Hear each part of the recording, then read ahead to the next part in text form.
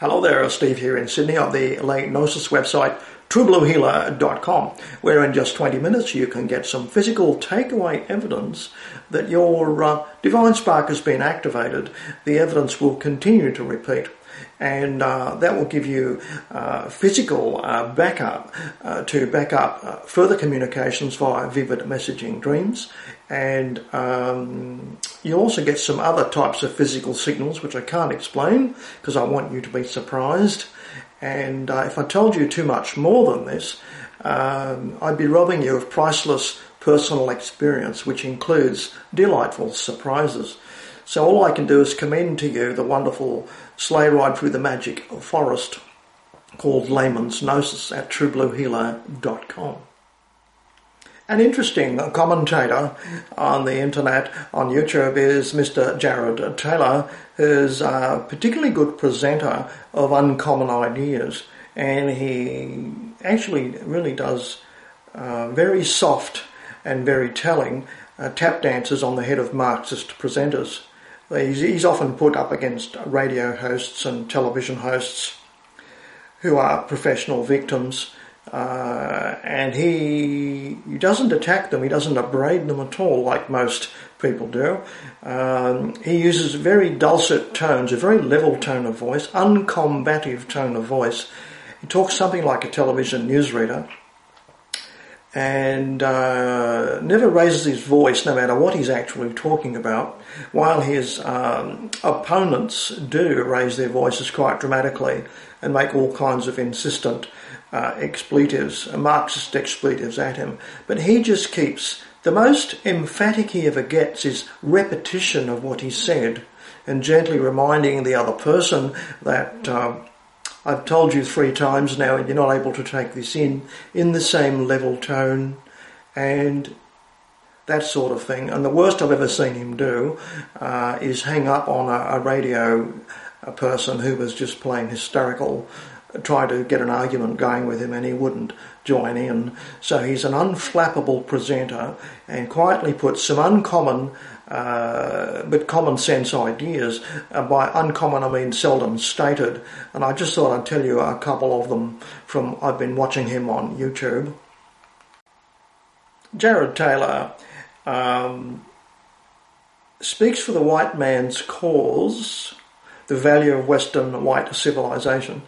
And he has such an unusual pedigree, such an unusual beginning to his life, that it negates most of the Marxist expletives that they inherently want to throw at you, such as racist, xenophobe, etc.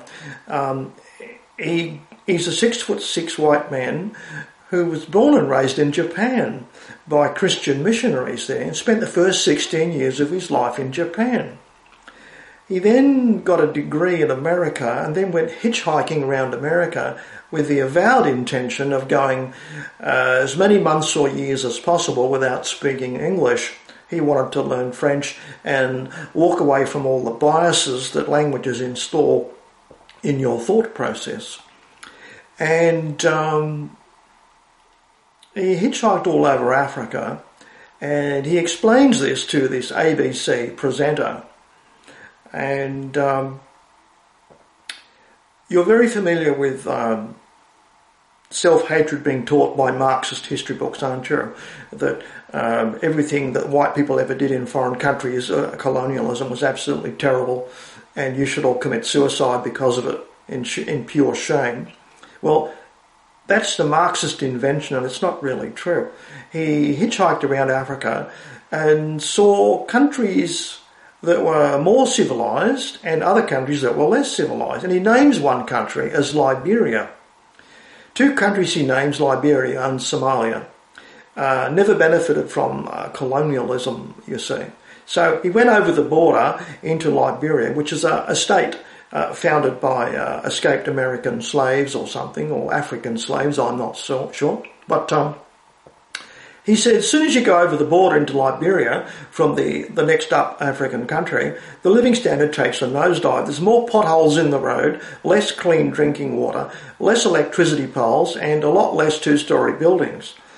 So the level of living there, the standard of living there is decidedly lower. And he got to the capital of Liberia, stayed there for a while, and he's talking to the local people, and they're practicing his French, and he was told, he asked someone straight out, a young person in their 20s, working somewhere there, and he just said, so what happened as soon as I come over the border?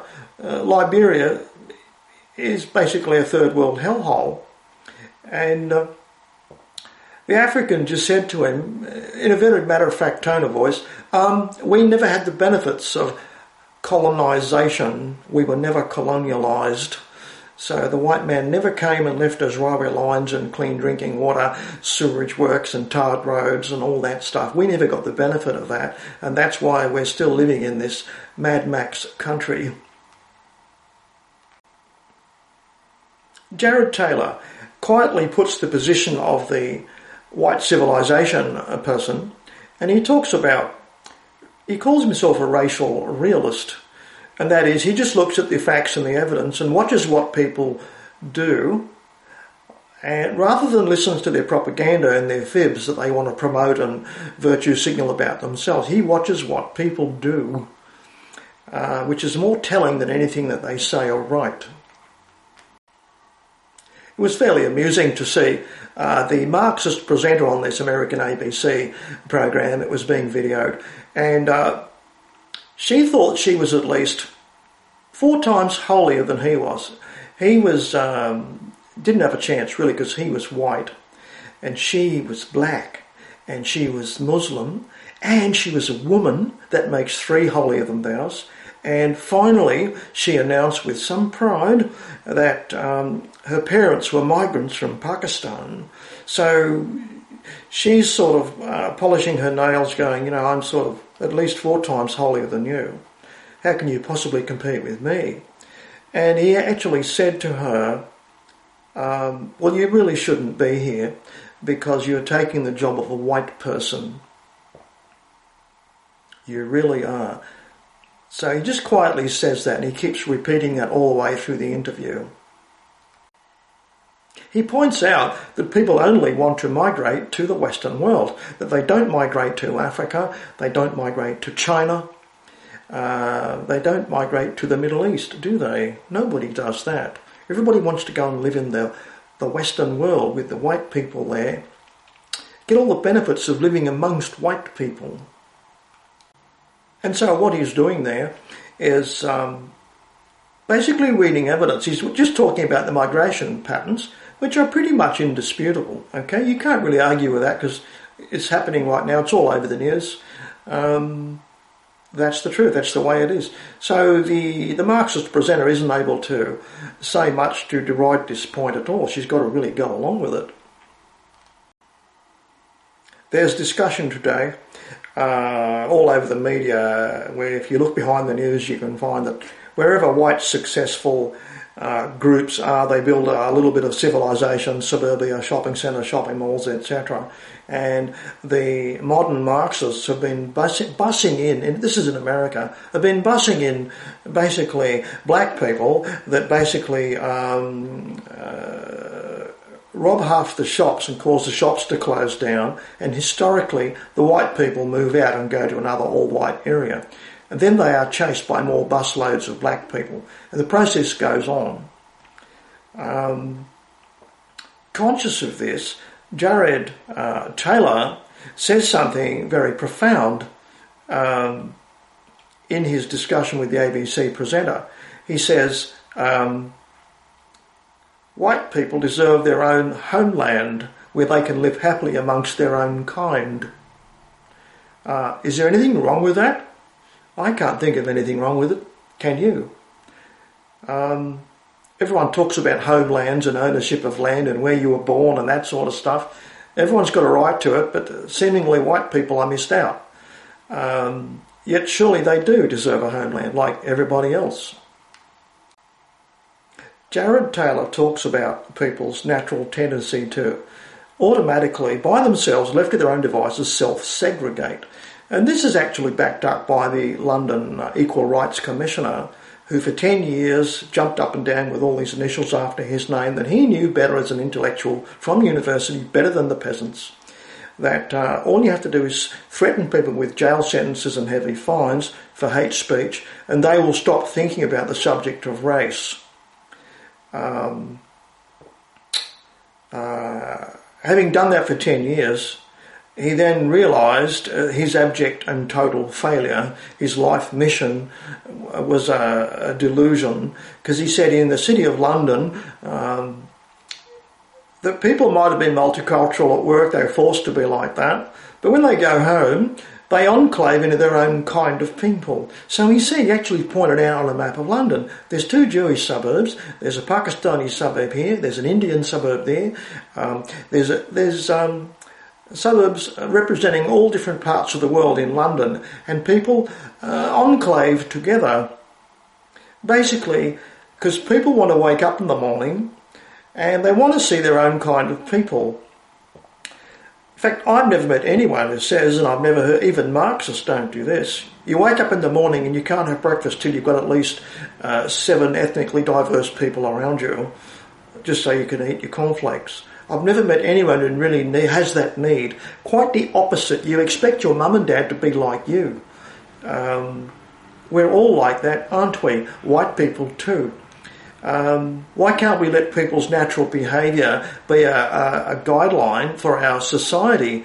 The Marxists are trying to change our natural tendencies, which I think is just plain silly. You can't do it with conversation or by suppressing conversation. You're not going to change something as deeply ingrained in our DNA as liking of our own kind, being familiar and happy with our own kind around us. Jared Taylor is able to get more out of people when he interviews them. He does like 2-person discussions where he gently disagrees with the other person, but you actually get like a double range of views. So much on the internet today, everyone seems convinced that anyone disagrees with you, you have to head kick them into submission, punish them for daring to disagree with you. Jared Taylor isn't anything like that, and he sits there with a level tone. He'll listen to someone who's got radically different opinions to him, and he'll say, that's certainly a point of view, but I still think my point of view has sufficient virtue to remain alongside yours. Puts it very eloquently and diplomatically. And I watched one of his long videos where he's talking with a sympathetic debater, actually, and they're exploring something. They lead up to it halfway through the interview. And the name of the video is, and this is something that must have crossed your mind, and it's bemoaned just today in Sydney newspapers. And the name of the video is, why don't white people defend themselves? Why do they just keep appeasing all these people who keep making such noisy demands, like the religion of special needs, Islam, that just wants more and more demands and concessions, and the feminists and all that sort of stuff who want to be treated certain ways and called different genders, different pronouns, different language invented for them. Why does the white civilization give in so much to these people? Just appease them basically by saying okay, okay, okay. An answer was offered in this discussion where they were trying to root out the root cause of it. What is it that we do that makes us want to appease everyone making strident demands toward us? And the other person said, in his opinion, he'd thought about it for some time, it was that white people tend to be too abstract in their thinking. Have you got that? We're too abstract in our thinking, right? So, I thought about that for some time. You've got to think, he didn't elaborate on that. What does he mean by abstract thinking? Why is it so detrimental to us? Abstract thinking is probably what has made our civilization great. The fact that we think so much about town planning and that sort of stuff. We build schools, we're always planning. All that comes out of people's heads who just enjoy intellectualising, thinking and planning, you see. Noticeably in his personal experience, Jared Taylor said some African states never got the benefit of that infusion of white abstract thinking. Didn't lift them out of poverty at all, so they never got that far, and they remained in poverty to this very day in Liberia.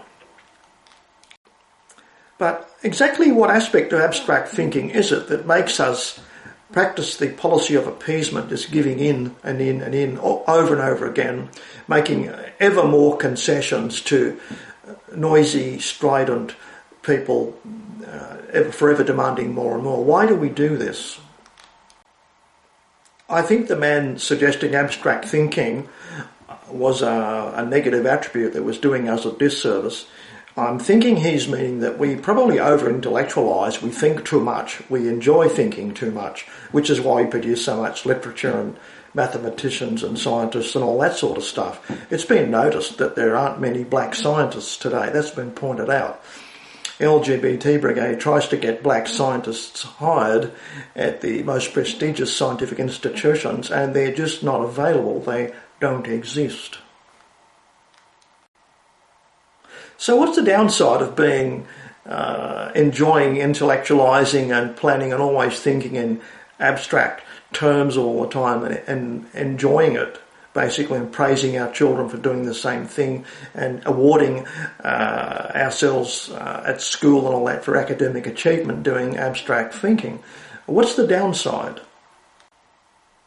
People who are very abstract thinkers seem to have no time to do something else. They seem to lack reflexiveness and immediate pushback against anyone pushing them around. And I've got personal experience of this where I had it explained to me by someone who is very much in the know a long time ago.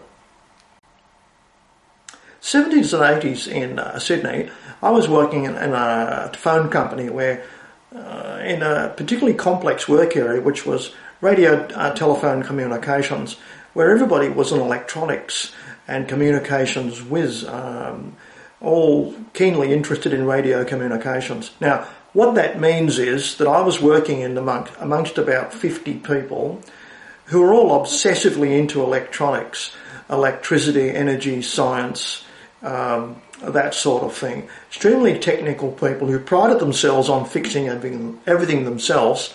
They did their home renovations, fixed their own cars, repaired everything they could get their hands on at work that needed repairing, and they thoroughly enjoy intellectualising all the time, forever improving themselves via study. Now, you might think that's good. I suppose it is for keeping infrastructure going, but there are downsides to it. And I actually came to dislike the 50 guys I was working with over a long period of time because basically they were all obsessive nerds, for one thing. They never know when to stop. It's something that annoys you about them. I got thoroughly irritated with them. And then there's something else I discovered that I didn't know I'd grown into these people. Here's something slightly humorous. There were 50 of us, and wait for this, 35 of us were left-handed. Can you believe that? 35 out of 50 of us were left-handed people. So make what you will of that. But that stopped us all in our tracks when we learned that. Someone was reading a book out loud, you see. This is going somewhere about why white people don't defend themselves, okay? 70s or 80s, I can't remember exactly which decade.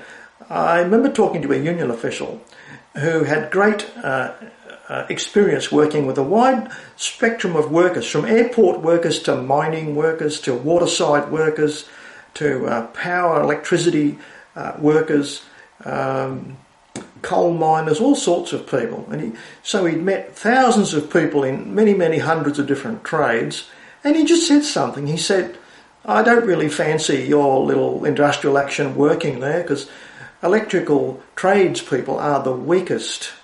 They're the least assertive group of workers I've ever met. And basically you let the management piddle all over you. He sort of told me that privately, but it did work out that way. Long term, that was shown to be true. That little off-the-cuff remark that he made. I observed that happened over the years, that people just tend to go quiet and intellectualise whatever's happening to them, rather than reflexively pushing back. Now, the people I'm working in, was working with, where electricity and electronics requires a vast amount of intellect to get your head round it. Continuous use of very complex metaphors, analogies, and block diagrams in your head. It never stops. You never stop intellectualising abstract things and analogies and explanations, so you understand how to fix machinery and equipment, etc.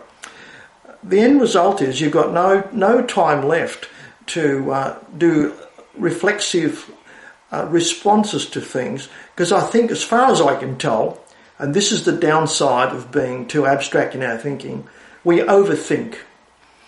We over-intellectualise, and my work area was kind of like one of the worst cases of white man's tendency to overthink and spend too much time in the abstract dimension of life instead of getting back to basics of some. So we become reflexive behaviour deficient because of our thoughtfulness, and philosophical attitudes and all that get tangled up with it. So here we are, furiously building civilization, and we don't defend it because we tend to enjoy thinking too much. So, dear viewers, don't think you're off the hook. Only the smartest people watch my videos. Yes, I'm talking to you, dear viewer, and I dare say you've got the same abstract disease that I have, that all my workmates had. Otherwise you wouldn't be turning up here, you wouldn't even be looking at this video. So, to a degree, you're part of the problem that has made Western civilization great. And the downside is we seem to do this at the expense of insufficient reflexive behaviour. So we're all in the same boat together here. The whole Western world is built on abstract thinking.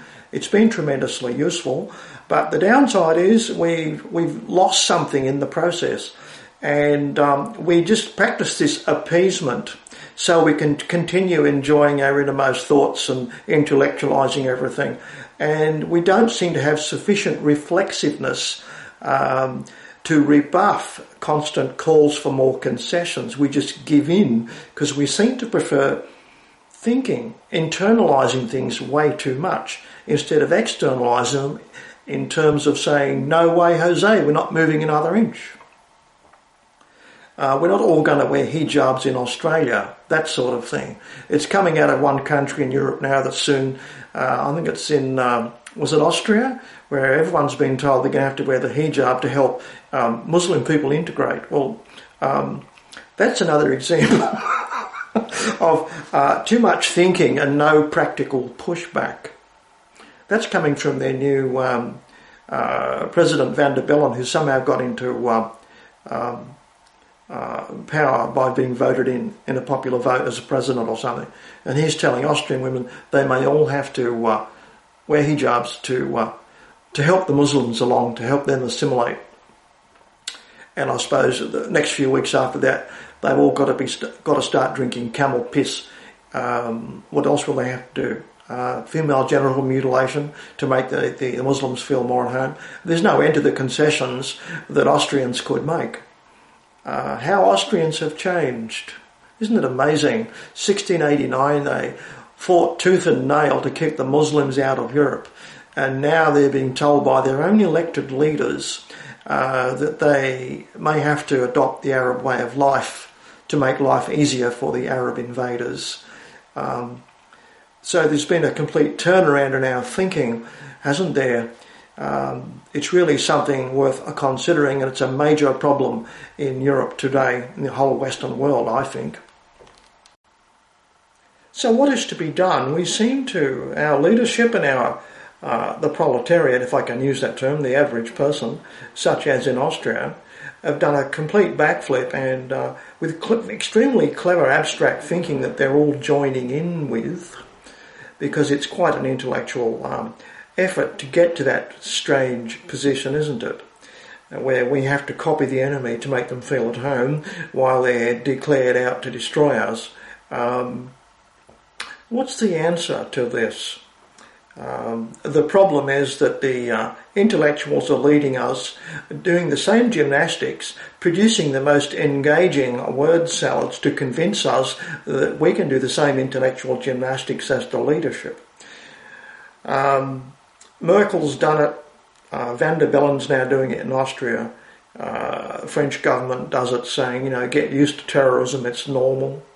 What sort of thing can we do in return? What can we do to change this group mindset, this kind of tennis match between the elites and the loyal followers of European white countries? What can we do? Also in light, we see seemingly the election of Marine Le Pen in France becoming more and more impossible as the polls go by. And it looks like French people are not caring too much about the future, easily led by politicians putting out the most engaging word salads. And one of their weaknesses has been found: if they leave the euro, their bank accounts will drop 1% or something, or a few percent, I don't know what. But for this reason, everybody wants to stay inside the European Union while they're being holocausted out of existence. I think this is a very serious matter of intellectualism gone mad. This is overthinking and not looking at the big picture, the total picture. And it's once again the lack of reflexiveness. The reflexiveness is sort of dulled, switched off by the desire to keep the biggest bank account possible while you're being holocausted. And French people are going to vote for that. It looks that way. Even if Le Pen does get elected, she's not going to leave the European Union after all, as it looks so far. So what's the solution to the fact that the common people are seduced by all these wonderful word salads, these propaganda things from our abstract thinking elites, that they can lead to common people sort of anywhere? What's the answer? I think we've got to break this chain, this Pied Piper thing where the intellectuals come out with the best word salad, enough of the common people vote for them to keep them in power and retain the status quo, while their true macro position is going down, down, down. So you've got to break this regenerative reinforcement of the common opinion led by a couple of word salad generators that we call politicians. I really think the answer is, and this is only a thought experiment, basically we've got to break the loop somewhere, and I would suggest we break the loop by, and I've noticed this, I suggest we can break the loop in this insidious growing disaster called the Islamisation of Europe, basically by killing the elites. Okay? Thought experiment this is. Killing the elites is one way to stop this echo chamber thing going on between the elites and the common people. We've had revolutions in Europe before. It's argued that we've benefited from them, and I cannot see why. I can't see how, if the elites remain in power as they are in Europe, that things are going to get any better for European people on the average. And I'm also mindful of the fact that not one single elite person out of the power pyramids of Europe has ever been affected by terrorism. I really can't understand why they only attack little people, inconsequential people, greengrocers, priests, 75-year-old ladies here and there. Why don't they attack ministers in Brussels? Why don't they attack the French parliamentarians, German parliamentarians? It's kind of strange that none of this has ever got into the heads of any Muslims, isn't it? Mighty strange. And so many of these attacks look suspiciously like false flags, don't they? So they're happy to kill us, common people, in a few false flags. There seems to be some genuinely injured people, though they disappear. We can't find out who they are or what happens to them afterwards, whether they're really injured or not. And there's so many crisis actors involved, it's not funny. But I think the best way to break the cycle of all that is really for the elites to start dying. And that is my suggestion. We've got to look at that. That's going to have to happen, I think. Otherwise, the whole Western world is going to go down and down and down as it's buried in feeble-minded people who think so literally. Okay, do you want the modern world to be like that? I don't know. It's entirely up to you. So by all means, give me your answer, dear intellectual person listening to this wonderful intellectual proposition. Give me your answer below the video. What do you think? Can you think of a better way of breaking the cycle of word salads put out by the most eloquent leaders, picked up by the equally intellectual and abstract thinking masses? That seems to be the problem, as evidenced in one Jared Taylor video. So I'll leave you with that.